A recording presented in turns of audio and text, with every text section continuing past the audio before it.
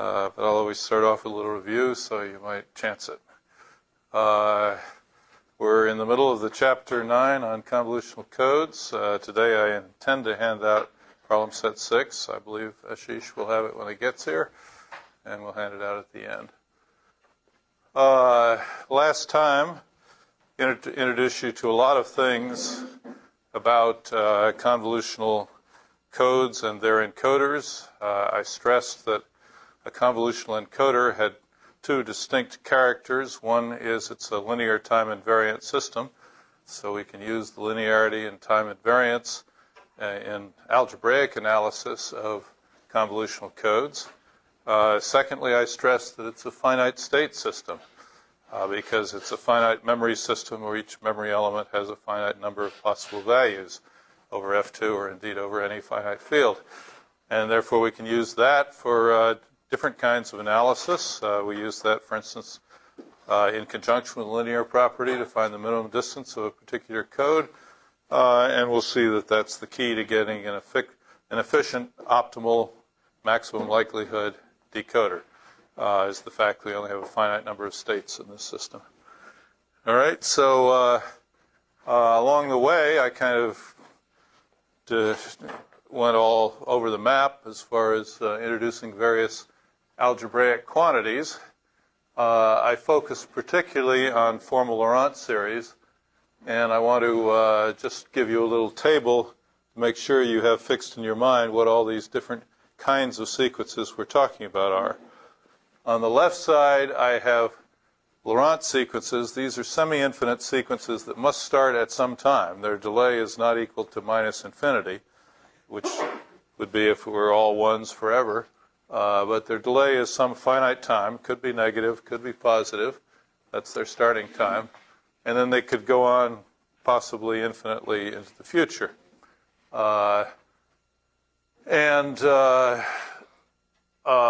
Then among those, we can look particularly at the ones that start at time 0 or later, whose delay is 0 or its delay is non-negative. These are called the formal power series, and you've probably encountered them earlier. They're a lot more frequently encountered in mathematics and algebra.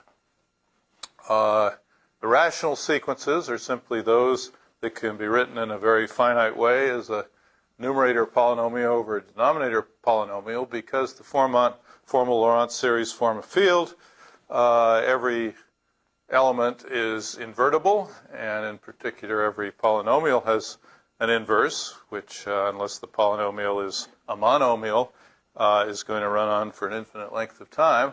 But nonetheless, there is a subset, a countable subset of these sequences that we can write in this way, and we call these the rational sequences, and they're analogous to the rational numbers in the real field.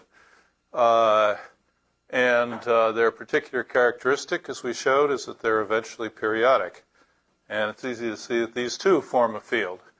Obviously the inverse of n of d over d of d is d of d over n of d, provided that n of d is not equal to 0. The denominator is always required to be non-zero for a rational sequence. So that's a very nice subset. It may or may not have operational meaning, but certainly when we're talking about realizations, it has meaning. And then the finite sequences, by eventually periodic, I will from now on include the finite case. If we have a finite sequence, then its end is all zeros, and that's certainly a periodic sequence. So I would say a finite sequence is also eventually periodic. But among the rational sequences, we have particularly the finite sequences. These do not form a field because the non-monomial polynomials cannot be inverted. So these are merely a ring. However, D has an inverse. Over here on this side, D minus 1 is an element of all these things. D has an inverse. Over here, on the causal side, these are the causal analogs to all of these. In the case of causal rational, we don't have particularly good notation. We just say these are the ones that are both causal, formal power series, and rational. But they are important because we've seen that it's this kind of sequence that you can get as the impulse response of a time-invariant linear system that is realizable. Realizable has two parts. One is the impulse response must start at time 0 or later by physical causality. Two, the impulse response must be eventually periodic, therefore rational, if it's going to be realizable with a finite number of memory elements. And we include that in our definition of realizability. So these are sometimes called the realizable sequences or the realizable D-transforms. And these, of course, the causal finite sequences are the polynomials. These include the polynomials, which are trivially easy to realize with shift registers, as we saw in our example. So that's just a review of all these quantities. Does anyone feel the need for further elaboration or explanation, or can we go forward with this? We tend to use all of them as we go along, so I want you to have them clearly in mind. Yeah?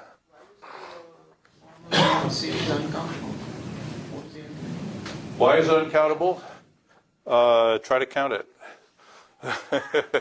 I can put it in one-to-one correspondence with a set of all binary expansions of the real numbers, and that's an uncountable set. All right.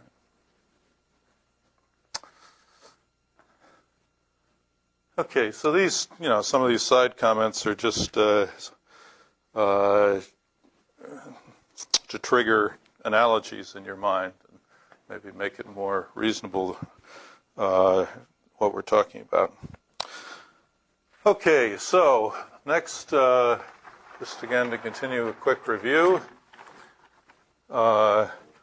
we talked about realizable linear time invariant systems. First, we talked about single input, single output. I'm imposing an order that didn't necessarily exist. In any case, these are characterized by impulse response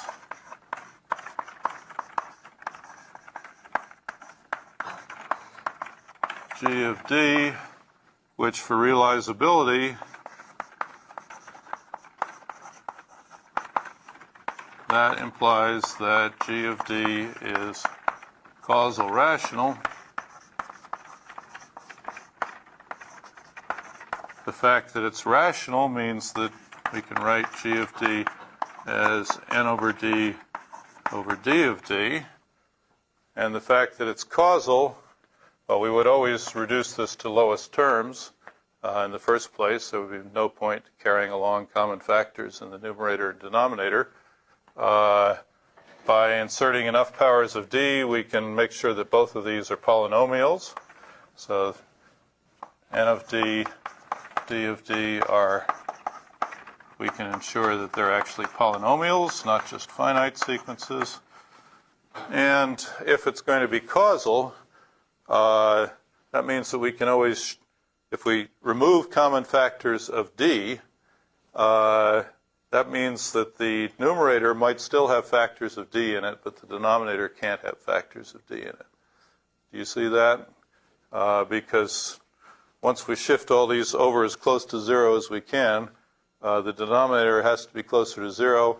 If D naught equals 1, that means 1 over D of D is something that starts at time 0. We multiply times the numerator in order to have the whole thing be causal. The numerator has to be causal. Because a point I didn't mention, when you multiply formal Laurent sequences, their delays add. All right? If A and D and B of D are Laurent, then the delay of A of D times B of D, defined as a convolution, is going to be the sum of the delays of each of the component sequence. You just take the lower order term in both, and that's what determines the lower order term in the convolution, just like in polynomials and analogous to degrees. So from this, we find that we can always write a causal rational sequence in this form if it isn't 0. If it is 0, we just take n of D to be 0 and D of D to be 1. And that satisfies this form too. Okay? I guess, right, I didn't even have to make that comment. We're already in that form. All right, so there is, you can convince yourself this is a unique way to write a causal rational sequence. And every other way is just multiplying the numerator and the denominator by some common polynomial or finite sequence. Okay? So now we had a little theorem that says that if g of d is causal rational, and therefore equal to n of d over d of d in this form, then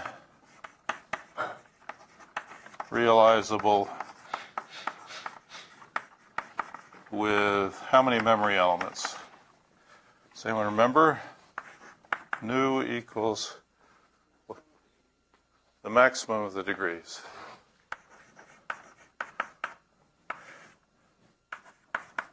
And I debated whether to actually do this in class, and I think it's worth taking a few minutes to actually do this in class. It'll also appear as the first homework problem.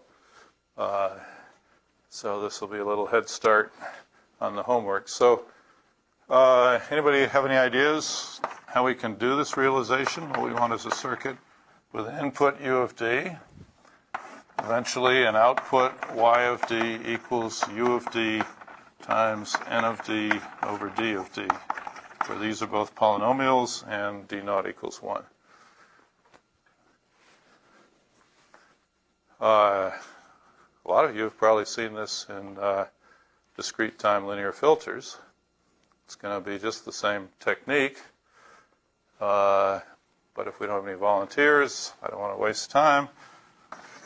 The key is to use, we're of course going to need feedback in general to have a d of d in general will not be 1. If it's not 1, then we're going to get an infinite impulse response. To get an infinite impulse response, we need feedback.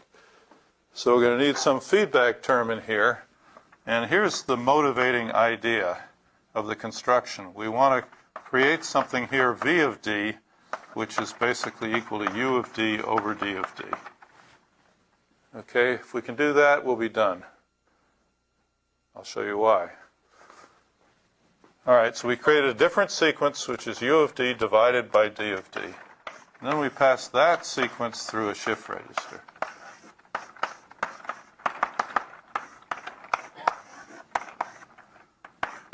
Okay, and what do we get at the various stages of the shift register? We get here, we would get v of d delayed by 1 time unit, v of d delayed by 2 time units, and so forth up to, let's make this nu. I want to realize it in new memory elements, where nu is the maximum degree of either of these defining polynomials. So finally out here I get d nu of d, v of d. Okay, now what's the trick? Excuse me? We can take out various lines and add them to get u of d. That is the idea. What do we get if we take out these various lines, which are v of d through d to the new v of d, and we make a linear combination of them? We're going to do this twice, actually, once to form the feedback and once to form the output. For the feedback, let me not take this into the linear combination. Otherwise, I'd get a loop without a delay element in that, and that tends not to be well defined. So I'm going to take a linear combination.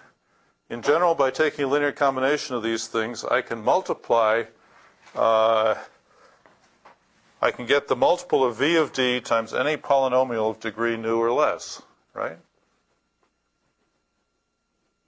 Just by taking the coefficients of that polynomial as my linear combination. Do you see that? Not seeing people say. Excuse me? In the linear combination above, we should also take the one with zero delay. You're getting ahead of me, which is fine, but I'll ask for that comment in just a second. Let me first create the output. Suppose I had v of d equals u of d over d of d. Then to get the output, I simply want a linear combination which will give me n of d times u of d over over d of d, right? That will be the correct output. And since n of d is a polynomial of degree less than nu, I can do that by simply taking n nu times this, n nu minus 1 times that, n2 times that, n1 times that, n0 times that. And that will give me what I want as an output if I'm successful in getting v of d of this form here. Okay? So let me try a similar trick up here. The trick is I've forced d of d to start off with a 1, to have d naught equal 1. So what I'm going to create up here is the linear combination d of d minus 1 times v of d. Now, first of all, let's verify that I can do that. D of d minus 1 is what? It's a polynomial. Its degree is the same as the degree of d of d, assuming, if d of d is equal to 1, if the denominator is just 1, this whole thing falls out, and I don't need anything coming in here. D of d is 1, v of d is equal to u of d. So that's the polynomial case where I don't need feedback. So let's assume d of d is not equal to 1, therefore it's some polynomial of degree nu, degree of d, which is less than or equal to nu, and so is this. Okay? But by subtracting out the 1, I have no constant term. All right? So it's going to be a multiple of d. That's another way of saying that. It's going to have no constant term, so I only need to form a linear combination of these terms. So I can do it, right? Now, if I do that, let's just solve this equation. I create x of d. This is supposed to be a plus. This is supposed to be a minus to work over any field. This trick works over real or complex or what you like. X of d is u of d minus d of d minus 1 times v of d, all right, times x of d. Maybe I should just call this v of d. Now I'm going to solve for v of d. Okay, so I actually have a v of d on both sides of the equation. This results in u of d equal v of d times d of d, and dividing both sides by d of d, I see that I succeeded in getting what I wanted. So this is a typical trick of realizing a rational impulse response by including a feedback loop and negative feedback in your system. Okay? This is done in the notes. I'm surprised if you haven't seen this before. Maybe it's that people in communications don't take circuits courses or don't take digital signal processing courses. But most people look puzzled. In any case, can you agree that formally I've shown that we get what we want here?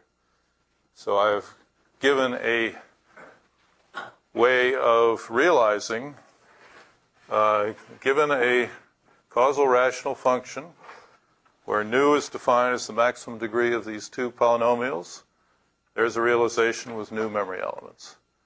A little bit more work, we could prove that this is the minimum possible number of memory elements for this system. Okay, that gets into linear system theory.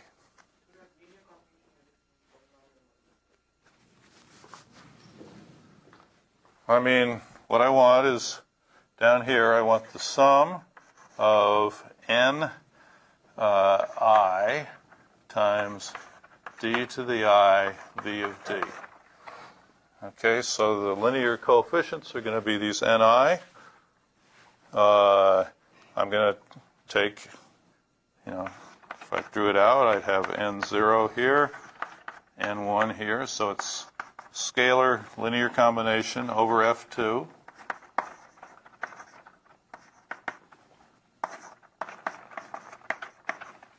And what is that? V of D is common. That's just N of D times V of D. Same trick up here. Okay, is that what was puzzling everybody? Think about it. What is a linear combination? All right. Something that looks like that. Okay. The second part, let's now talk about a convolutional encoder.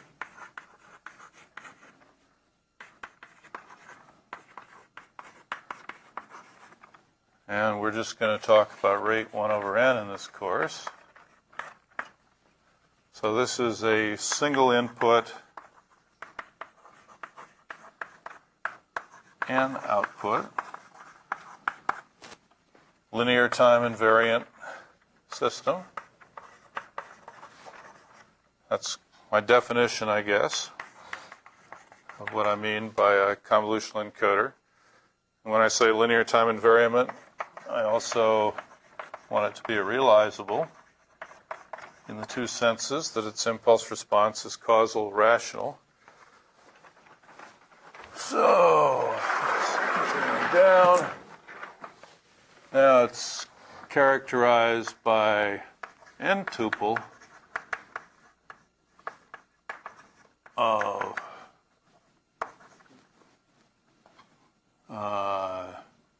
impulse responses.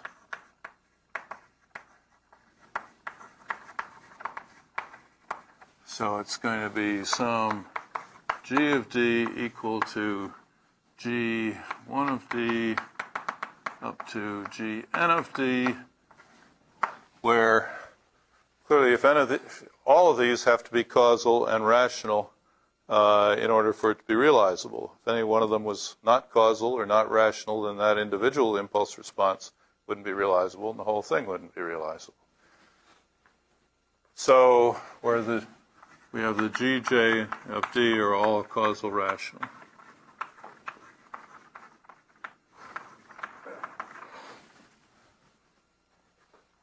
And now, again, I'm going to put this into a standard form. In general, this is going to be n1 of d over d1 of d, so forth, up to nn of d over dn of d. So I'm going to have different denominators for each of the numerators. But I can always put it into the form n1 prime of d over a common numerator d of d, and up to nn prime of d over d of d, just by let d of d be the least common multiple of all these di's, right? These are all polynomials. Least common multiple is well defined from our discussion of factorization. So if I can always put in the least common multiple here, and then whatever d1 lacks out of the least common multiple, I multiply top and bottom. By both of that, I have the same rational function, now with a common denominator. All right, so I'm always going to put it in that standard form. And then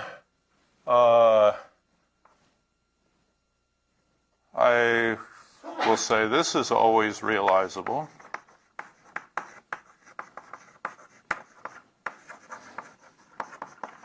With nu equal now the max of any of the degrees that appears in here. So let me just abbreviate that by degree of the numerators,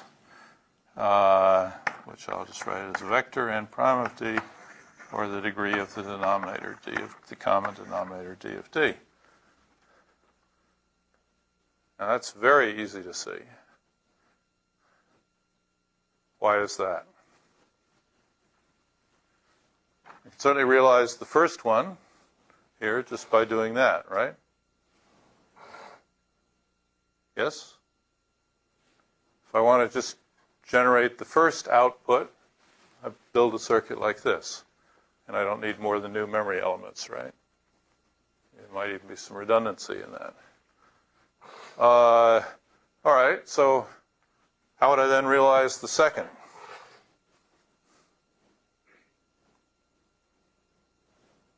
It's just me. Nobody's volunteering anything. How? All right, I've realized this. Now I'd like to realize a second output. Okay, now I want to realize this, make this n1 of d. I want to realize n2 of d over d of d times u of d. Take the possible things and take ut. Just do the repeat the same. Thank you so much. Just take outputs from there. Yeah. All right. So all I need is a second linear combination. All right. So let me just make this n linear combinations. And we're going to have n outputs, an n tuple of outputs, and I can form each one as a linear combination of those up there. I'd really like more of you to be speaking up. Yes, thank you. Excuse me? I mean, is a second combination, the input should come directly from the delayed line. Yeah, again, what I want to realize, I have all the delays of v of d up here. What I want to realize is n2 of d times v of d, which is equal to that. n2 of d is a polynomial of degree less than or equal to nu, so I can do it. Yeah, but it's pretty much parallel to that n1 d over d. So the input, if the input... Yeah, okay. I'm confusing you because I put all these here. I actually wrote out the linear combination. To say what I just said, I really need to go back to my original form, forget these multipliers, do the multiplications in here. That's what I mean by the linear combinations. Okay, now I'm okay. The inputs are just the shifts. Make a linear combination of them. That's the output. Okay, so easy proof. What's significantly harder to prove in this case is you can't do any better than that. There aren't any realizations with fewer than nu, where nu is computed by first reducing to standard form and then evaluating this.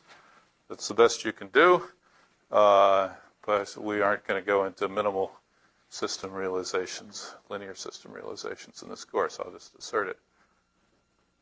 Okay, so this is how we can always build a convolutional encoder, whether it has feedback or not. And so whatever we come up with as nu, this will basically determine the state complexity of our decoder. The state space has dimension nu, as finite dimension, and because we're over a finite field, the actual number of states is only 2 to the nu. All right, still can't get more than 2 to the nu states for that system up there. So we're still in finite state world. So in particular, it's finite state realization. And again, this is if and only if. If and only if we have an n tuple of causal rationals, or even a matrix of causal rationals, we can make a realization like this. Okay. So that's convolutional encoders, at least rate 1 over n over f2. And now the next step was what's a convolutional code?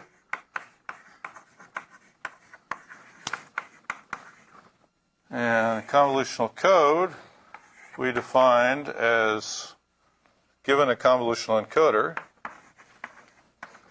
which is just this set of impulse responses, given g of d, the corresponding convolutional code is just u of d, which is a single sequence, times this n tuple of sequences, as u of d ranges through all the formal Laurent sequences. Sequences that start at some time in the all-zero state and then continue perhaps forever. Okay, it's very quick to show that C is its properties, it's linear. Obviously, it's a vector space over F2. Multiplication by scalars is trivial. Addition is trivial, so it's linear, and it's time invariant, meaning the shift of any code sequence is another code sequence. If I have one particular code sequence, and I want to see if the shift of that is in the code, well, that code sequence must have been generated by some u, so if I just shift the u by the amount of time that I want to shift the output, y, then I'll get the shifted output. So it's easy to show that d to the k of c is simply equal to c for any k and any integer k. Actually, it just suffices to show that a single time unit shift is in the code, and that implies all the rest of this. All right, so, yes? I mean, to minimize the number of these delays, we would want at least one of the GIDs to start at 0, right? Yes. Otherwise, we can cancel a delay. Right. Okay, so what you're saying is we don't want D to be a common factor of all the n of Ds. And that's true. In fact, we don't want to have any common factors of all the n of Ds. Because, well, The UD can The U- have a factor of we've defined so it can start at any time, right? Yeah, so notice that these have separate algebraic characters. This is a Laurent sequence. These are causal rational sequences. So they have different restrictions on them, but they play together that way. Okay, so where you're getting to is this idea of code equivalence. I guess I can just keep going. So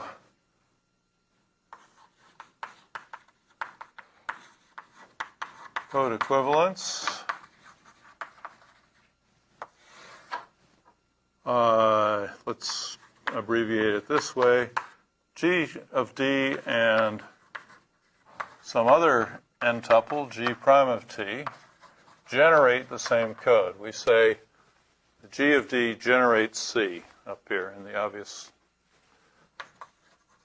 Right, so two different n tuples generate the same code C, which is our notion of equivalence. And we more or less proved last time, it is true, that G of D is some, this is just a single sequence, multiple of G prime of D. I guess, so we have to have A of D not equal to 0, otherwise I think it can be any sequence there.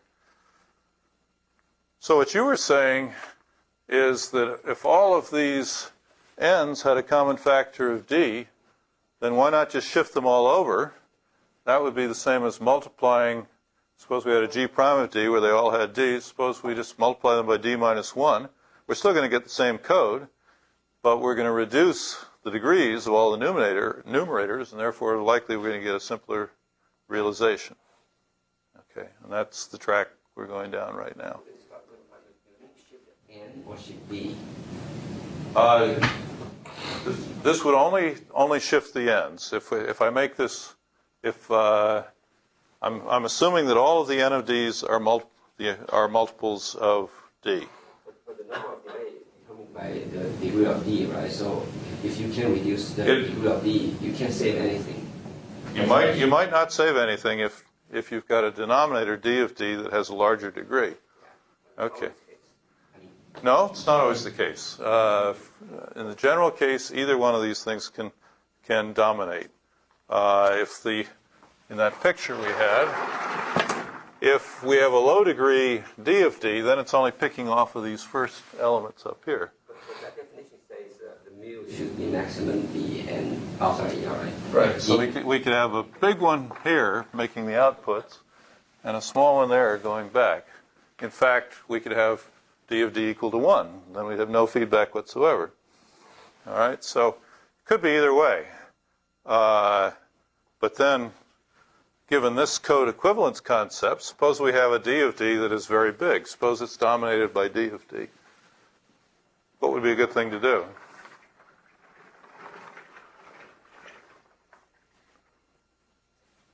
We have a certain code we want to keep, but the dimension of the state space is dominated by the degree of d of d.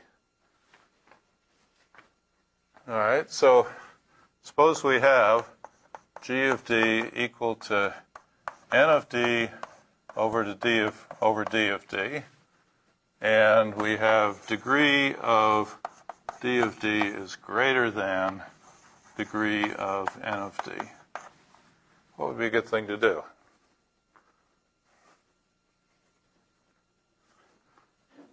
Why don't we just let g prime of d be equal to d of d times g of d, and that would be just n of d. Okay, so I'm going to convert from the code generated by these rational generators, which are infinite. I can easily just multiply out the denominator, and now I have a code generated just by the numerator terms. So it's feedback free. That may or may not be important to me. Actually, turns out it's very hard to make a case for not having feedback, but it's simpler in any case. We don't have this feedback term in the encoder, so we get a feedback-free encoder. And if this is true, we may reduce mu. We can certainly never increase it. But if this were true, then we would reduce it. If, on the other hand, this were less than or equal, then nu would remain the same. So that seems like that would be a good thing to do, right? So, in fact, as I would advocate as a first step that you clear the denominators and just come up with a polynomial generator sequence which generates the same code.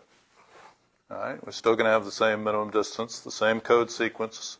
The problem from the decoder's point of view is going to be absolutely unchanged. The decoder only cares about what the code sequences are. It wants to find the most likely one that was transmitted. So let's not make the encoder any more complicated than we have to. If degree d of d less than degree n of d, then even if we multiply by d of d, things don't change, right?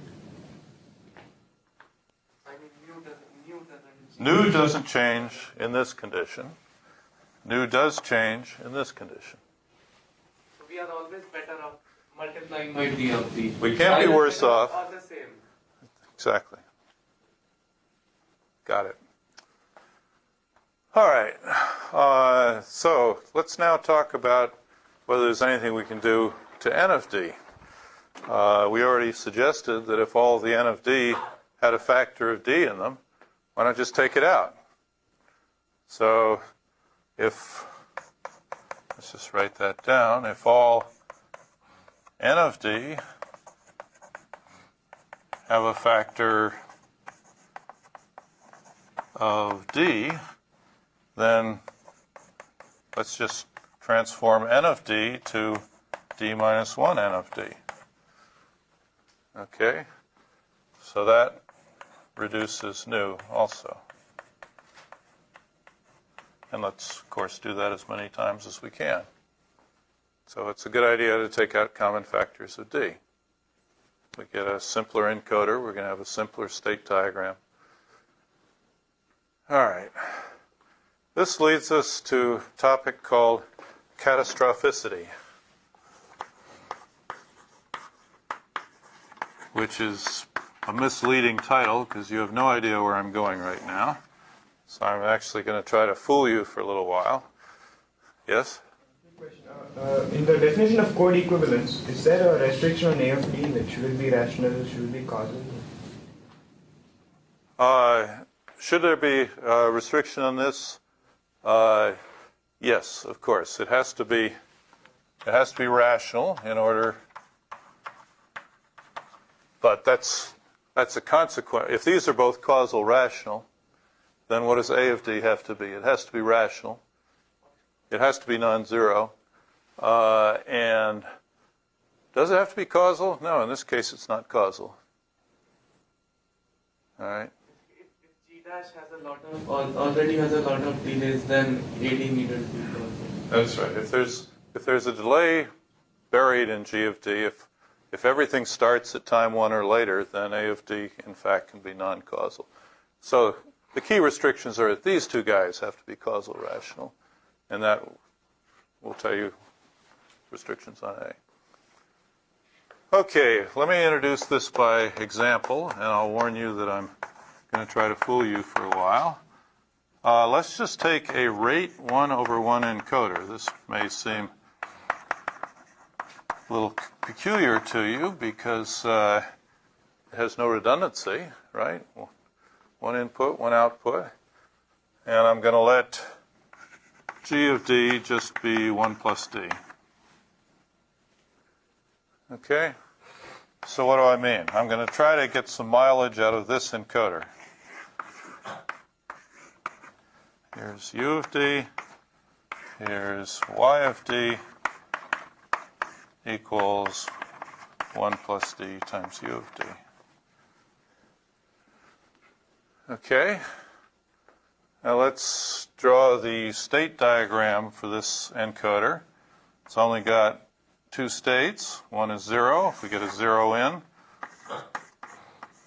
we of course put a 0 out, get 0, 0, or we could get a 1 in which case we would get a 1 out. Sorry, it's just a single output. And go to 1. If we're in the 1 state and we get a 0 in, then we get a 1 out. Whereas if we get a 1 in, then they're both 0 and we get the complement. So with a 1, we get a 0 out. So that's the state transition diagram of this encoder, right?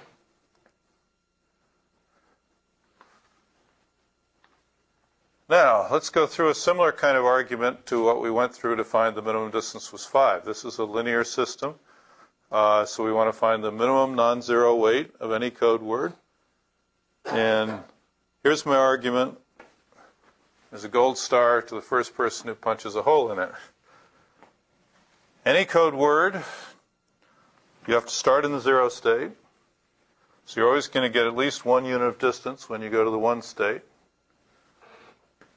You can stay out here as long as you like, but eventually you have to come back to the 0 state. And at that point, you're going to get another unit of distance.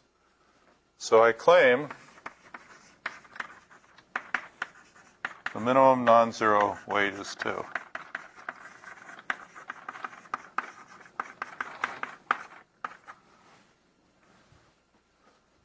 that correct?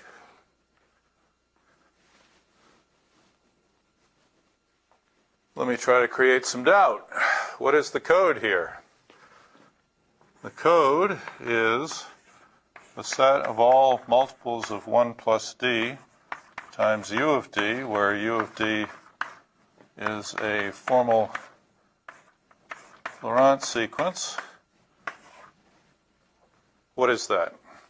The set of all, I can write this briefly, is just the set of all formal Laurent sequences times 1 plus D. You might never come back, in which case, for example, if we multiply by 1 minus D squared, just keep that in. Good. Good.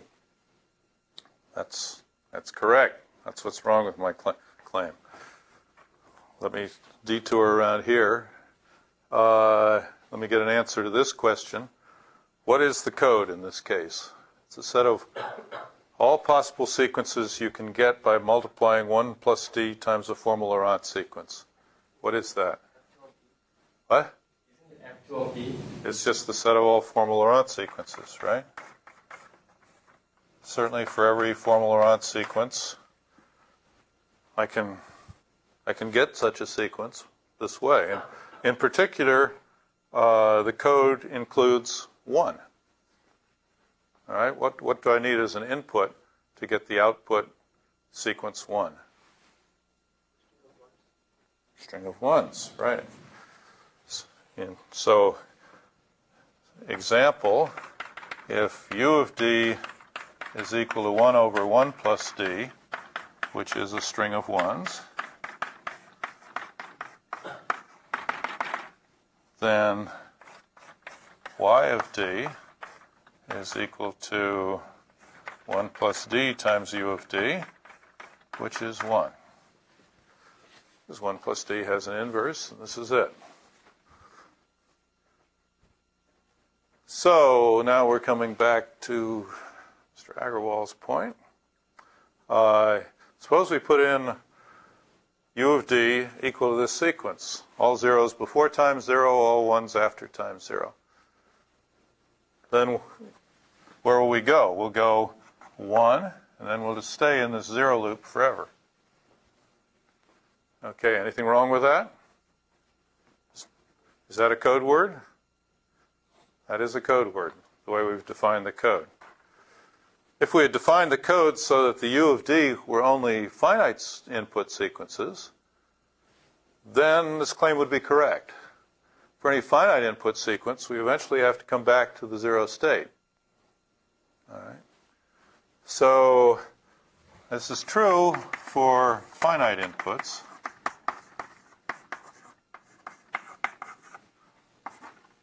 Not true for infinite inputs.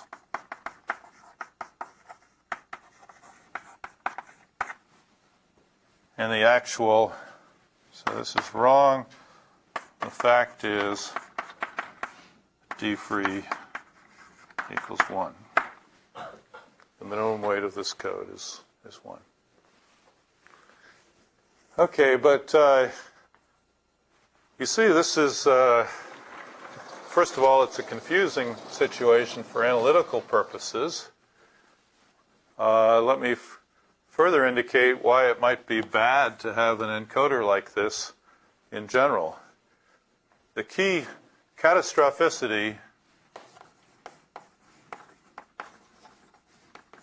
in general will be defined as a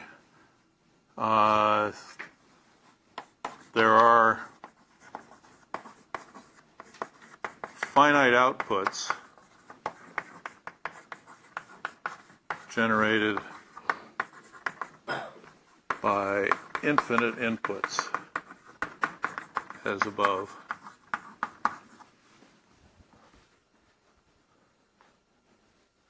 Okay, or equivalently, there are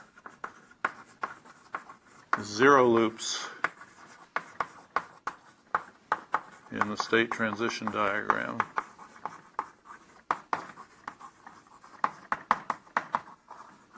So by choosing a proper input, you can just keep driving around a 0 loop forever.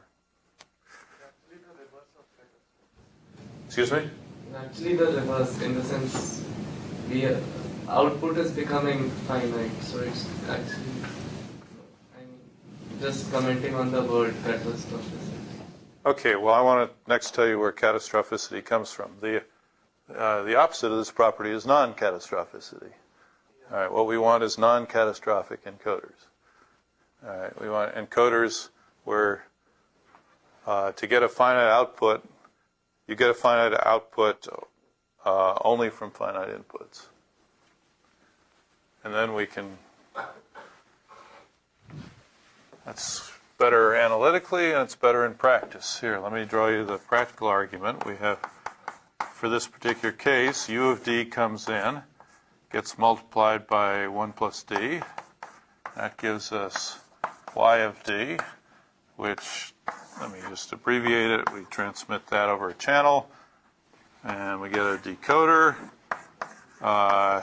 Actually, the decoder doesn't have much to do here because all possible sequences are allowed at the output, right? So if this were a binary symmetric channel, the best the decoder could do would just be to put out whatever it sees as its guess, y hat of d. So this is the decoder estimate. So, in any case, this can differ by code words from that. All possible code words are possible. And given y hat of d, to get back to u of d, what do we have to do? We have to divide by 1 over 1 plus d, in effect, right? Just invert this equation. If y of d is equal to 1 plus d times u of d, then the u of d that corresponds to a particular decoded code sequence, y hat of d, we get by dividing by this. But this is an infinite sequence. Suppose this makes just one error. It's possible for this to transmit all zeros and for this to make just one error. Dot, dot, dot, dot, dot, dot. That's a code word, right? That's a legitimate code sequence. So that's something a decoder might come up with. If it does that, then what's this going to look like? This is going to look like it's going to have an infinite number of ones. Because this is the infinite input that causes this code sequence with a finite number of outputs. So it's precisely this condition. Whenever we make an error that corresponds to a finite output sequence, and we translate it back to the encoder input, that's an infinite encoder input. There's a one-to-one correspondence between inputs and outputs. So it's got to happen whenever we make that type of error. And this is called catastrophic error propagation. The decoder hasn't done anything bad. It made one error, as it's going to do once in a while. But the consequences are catastrophic. We make an infinite number of errors in the bits that we actually deliver to the user. Now, of course, what's really going to happen is that sometime later, the decoder is going to make another little error. Okay, and at that point, this will switch state again. So that will terminate the error burst when the decoder makes another error. But this is completely random. It may take a long time for this to happen, and it's not good. So for practical reasons, we don't want catastrophicity. Okay. I was going to give you another example, but in the interests of time, I'll just write it down. Here's another catastrophic example. Let me just do it. Let me do a rate 1/2 encoder so it looks more reasonable. And we'll make it look very much like the encoders we've had. Our first example looks something like this. 1 plus d squared, let's say 1 plus d. So it's a feed-forward encoder. It looks perfectly reasonable. The top channel has impulse response 1 plus d squared. The second output has impulse response 1 plus d. If you look at the minimum weight for all finite sequences, it's 4. Not quite as good as the other one, which had 5. But is this catastrophic? Yes? Who said yes? So if I use the input 1 over 1 plus d, then it's going to be produce a finite. Great. So same observation. If u of d is equal to 1 over 1 plus d, which is, again, this infinite sequence, then the output, y of d equals u of d, g of d is equal to 1 plus d divides both of these, so we get 1 plus d, 1. We get a finite output sequence. Okay. You saw that immediately because we know that polynomials are divisible by 1 plus d if and only if they have an even number of non-zero terms. Okay, so that's a more elaborate example of where we can get catastrophic behaviors. So what should we do here?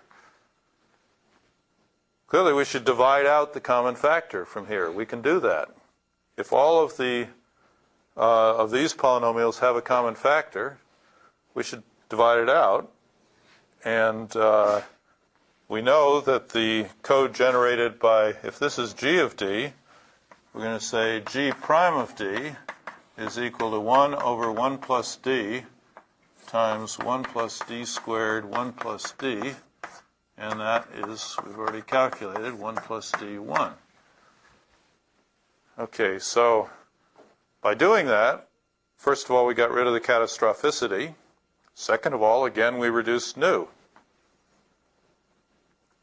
So this is clearly a very good thing to do. So more generally, going back here, if all n of d have any common factor,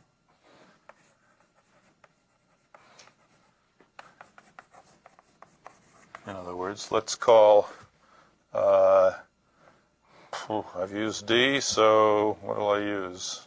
B of d equals the greatest common divisor of all of the n of d. 1 plus... We just need the GCDs to be 1. We need... GCD to be 1. We need the... You're, once again, 30 seconds ahead of me. So yes, that's what I'm going to say. If they all have a common factor, then they have a GCD that is not equal to 1. That's if and only if. So we're going to transform n of d to 1 over b of d. We're going to divide out the common factor, n of d. That will be our n prime. And now what have we achieved? We've achieved that there is no common factor of these n prime of d. So no common factor, which will turn out, so that will mean it's non-catastrophic. And furthermore, will reduce nu.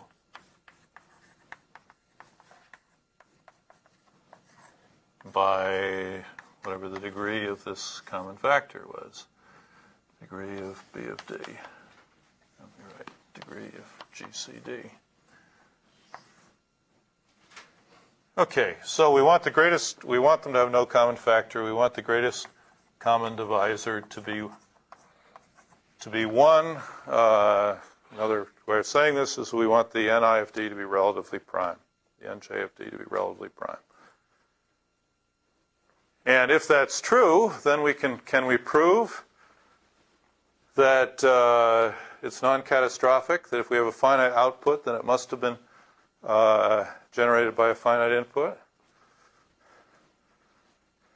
Yeah, because u of t times nid will have to be a polynomial to be not to be catastrophic. Right. And to get a polynomial, and u of t is rational. It has something in the denominator because u of t is infinite. That denominator should then get cancelled out in all of these. Yeah, you have the argument in your head. Let me leave that as an exercise for the student, since at least a couple of you see it. That this can't possibly, the only way that you can get this behavior, if you have an infinite input which has in its denominator a common factor of all the n's. All right, so if the n's have no common factor, then this can't happen. That's the outline of the argument. All right, so what's our conclusion now? We've been looking for, since we have multiple encoders that generate the same code, we'd like to get the nicest one in some sense as our canonical encoder for a given code. All right, so we have a given code. We can specify it by any causal rational transfer function. But then having done that, we should clean this generator n-tuple up.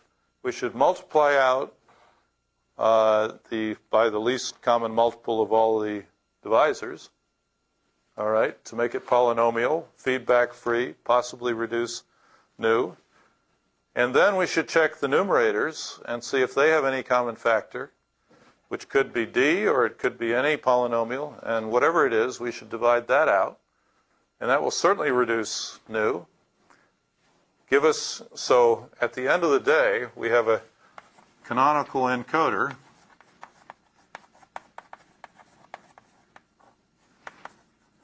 which is equal to g of d times, we want to multiply by the least common multiple of the denominators. We want to divide by the greatest common divisor of the numerators. And this will be some n prime of d, which will be polynomial. It will be delay-free. That means it doesn't have d as a common factor. It will be non-catastrophic. That means it doesn't have anything else as a common factor. And it will have minimal mu for any encoder that can generate that same code. I haven't quite proved all those properties, but I think we're well along the way. So this is really...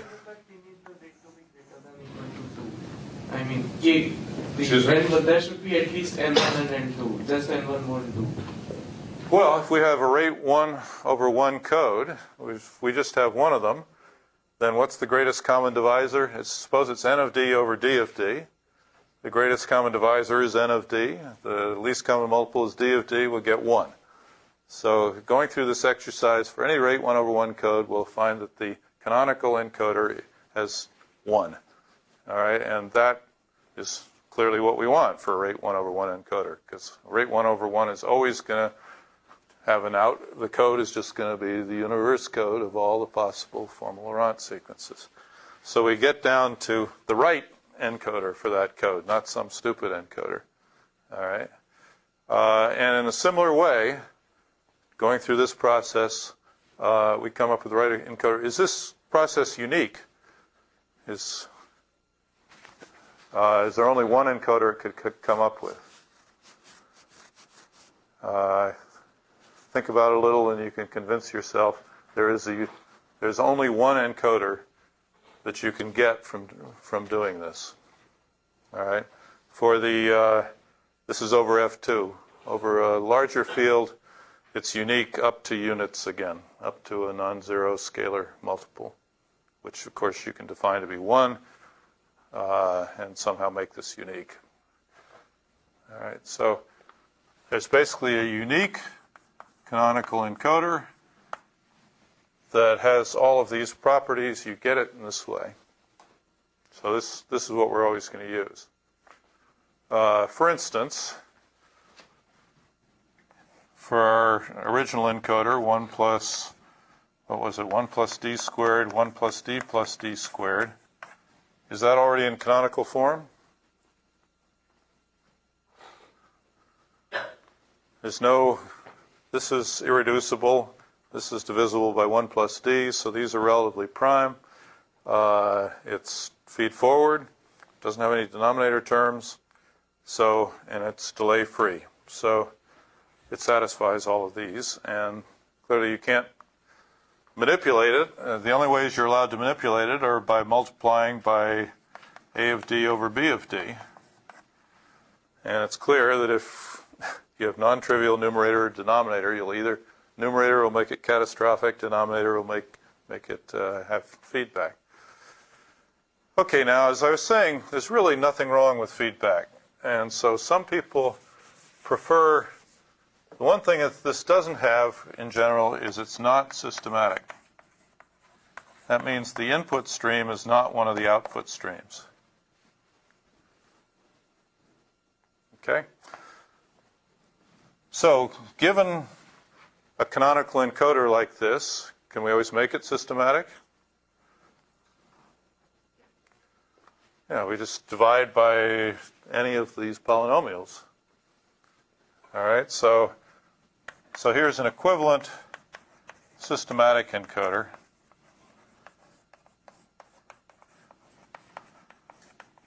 For instance, if we divide both of these by 1 plus d squared, we would get 1 plus d squared over 1 plus d squared. This now is not polynomial, it is delay-free. It's non-catastrophic. There's no 1 over something that we can put in to get a finite thing out. It turns out it's still minimal new. We know how to realize this with 2 memory elements now, right? All right. And in general, if you're not going to introduce a denominator term that has a greater degree than the maximum degree of the numerator term, so it's still realizable with minimal new. And so now it's systematic, but now it's not feedback free.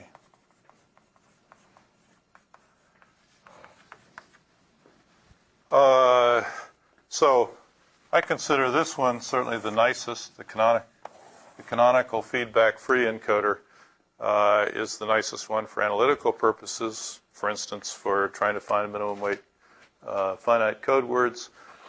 Because of the finite property, if we're looking for the non-catastrophic property, if we're looking for minimum weight code words, we only have to look at finite inputs.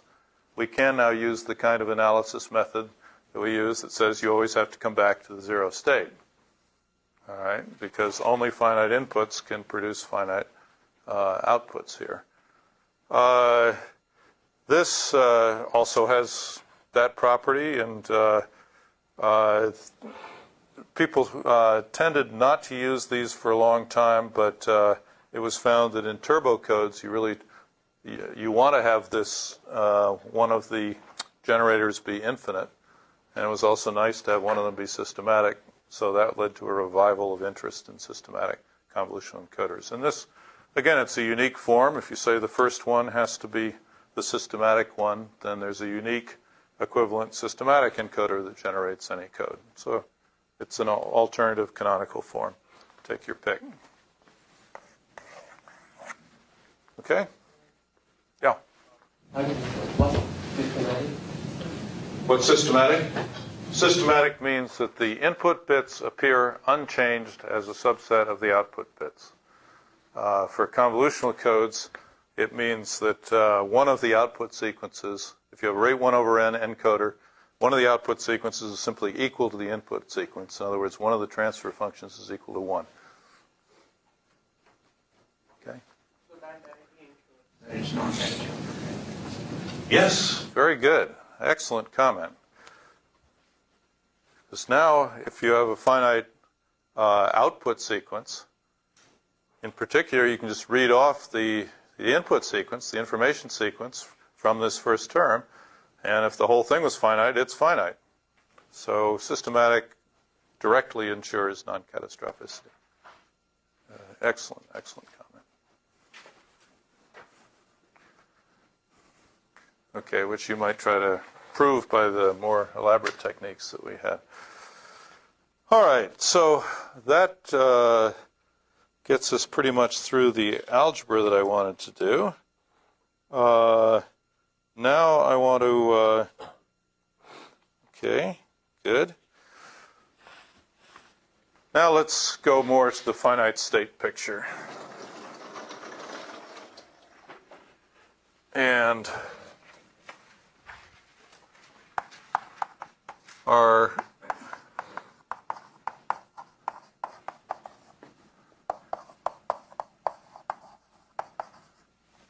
objective here is mostly going to be to get to the Viterbi decoding algorithm. But along the way, we'll see that we can use something like the Viterbi algorithm to compute minimum distances too, once we have a finite state picture of the code. All right, again, take our example 1,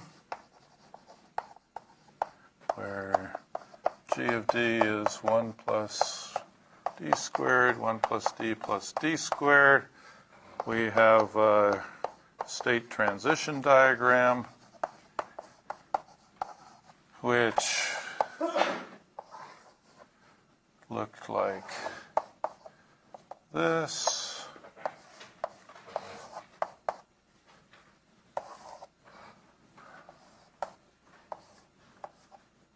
And I won't bother to label it. Okay, and that's a complete description of the encoder operation.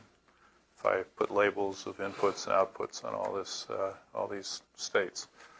So 0/0, so forth, 1/1, 1. Just to draw the impulse response, 0, 0, 1, and 0/11. There's the basic impulse response going around like that. Okay, trellis diagram is a very redundant picture of this same thing.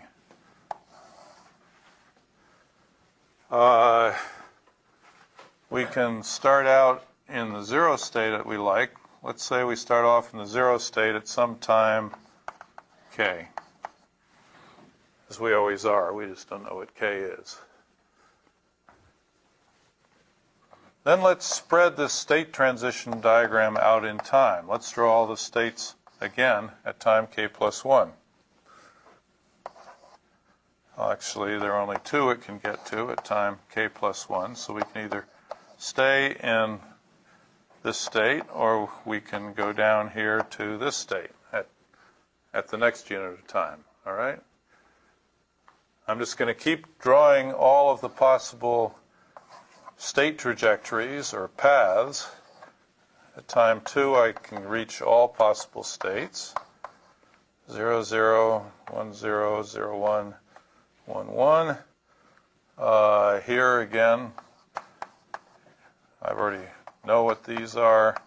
From here, I can get 1, 0 to 0. Goes with a 0, 1 out. So 1 goes with a 1, 0.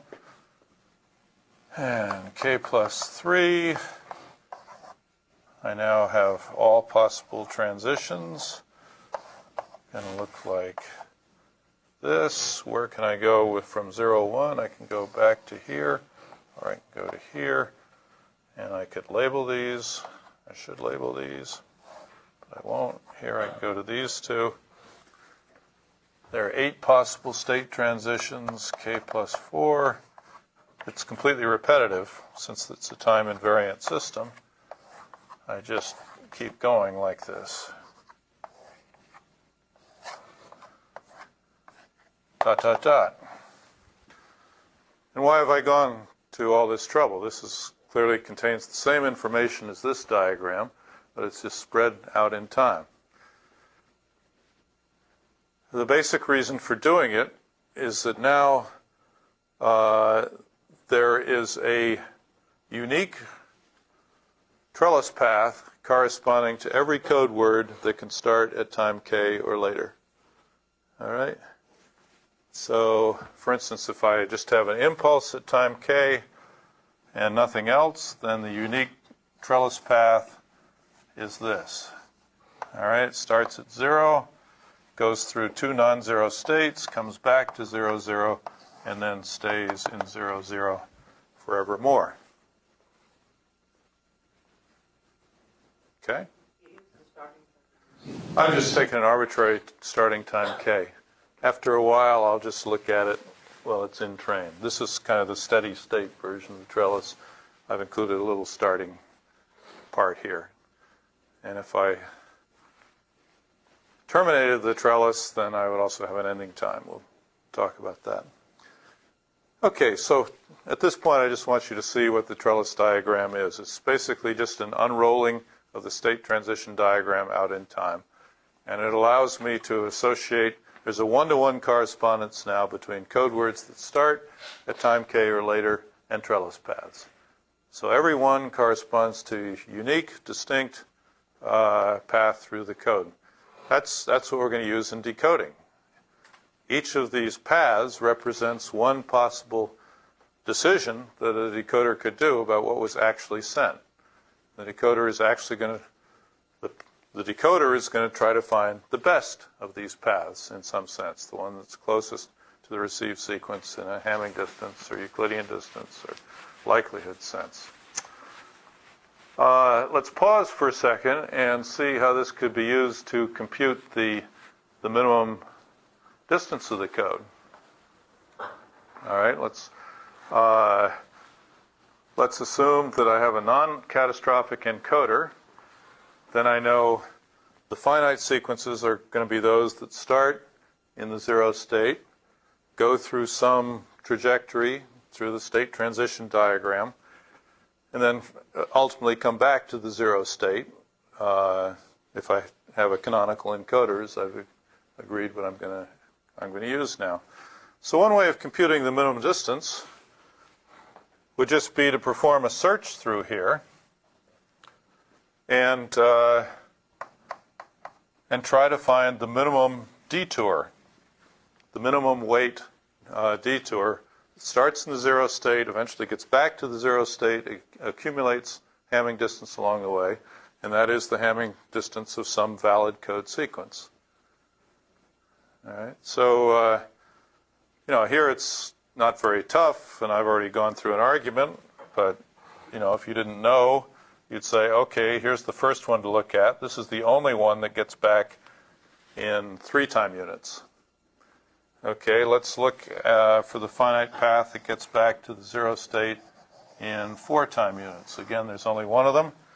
It looks like that, and it turns out it has weight 6. So this is, again, it always ends up with a 1, 1 when it merges back into here, and this, I think, has 0, 1 or something like that. The only 0, 0 path in here is this one. But you can easily see the 0, 0 path doesn't form a loop. You can't proceed down 0, 0 forever.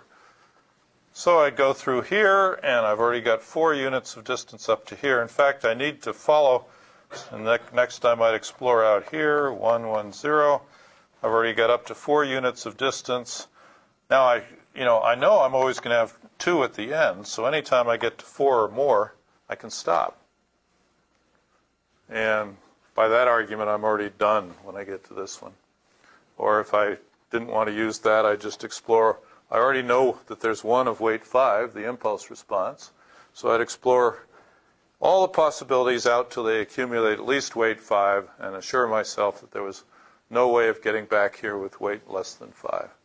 And that would be a very systematic way of evaluating the minimum distance of the code. You can see you can do that for any generators. You with me? Just explore this little graph. All right, picking up weight as you go along. Okay, that's basically the way the Viterbi algorithm goes as well, except what we do is we have some received pair at time k, R1k, R2k, R1k plus 1, R2k plus 1. We get 2 received symbols at every time, whatever channel we're going over.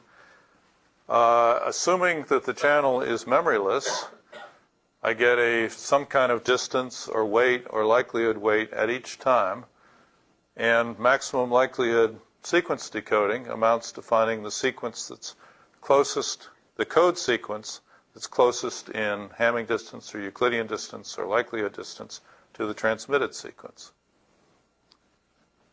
So I can simply put a metric on each of these branches corresponding to what this was.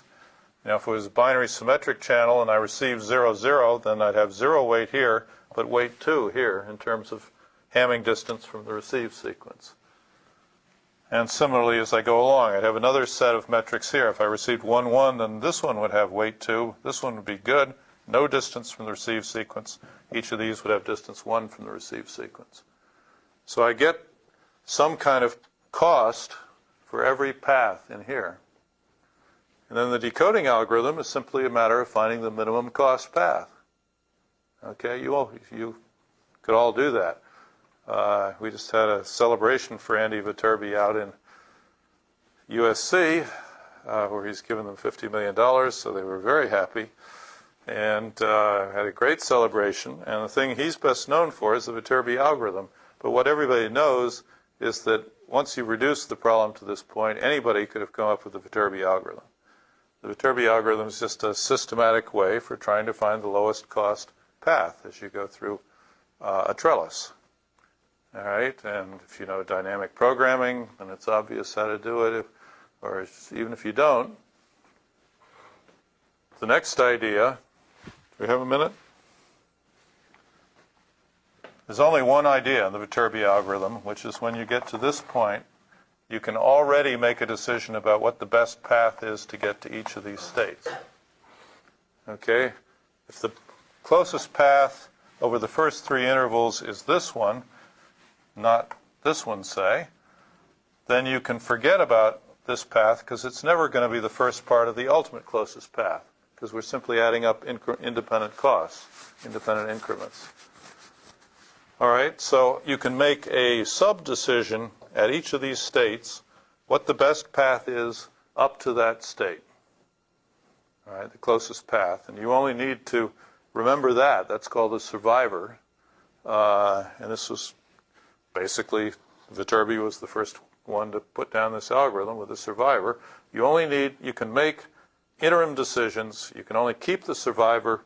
Then all you have to do is extend the survivors 1 unit of time. Out here, again, you have to add the new metric. You have to compare the metrics to see which one is better. You select the survivor, and once again, you've only got 4 survivors going forward. So you get an iterative, recursive algorithm that just proceeds forward one unit of time at a time and keeps finding the 4 best survivors, or in general, the 2 to the new best survivors at time k plus 3, k plus 4, k plus 5, ad infinitum. And that's the Viterbi algorithm. All right, so once you've drawn this trellis picture, it's very clear how you should decode, and you get this efficient decoding algorithm. Okay, we'll come back next time. I'll do that a little bit more carefully. I'll talk about terminated codes. I'll talk about how it works when the code isn't terminated, and I'll talk about performance analysis. But we're actually pretty close to the end of Chapter 9 at this point.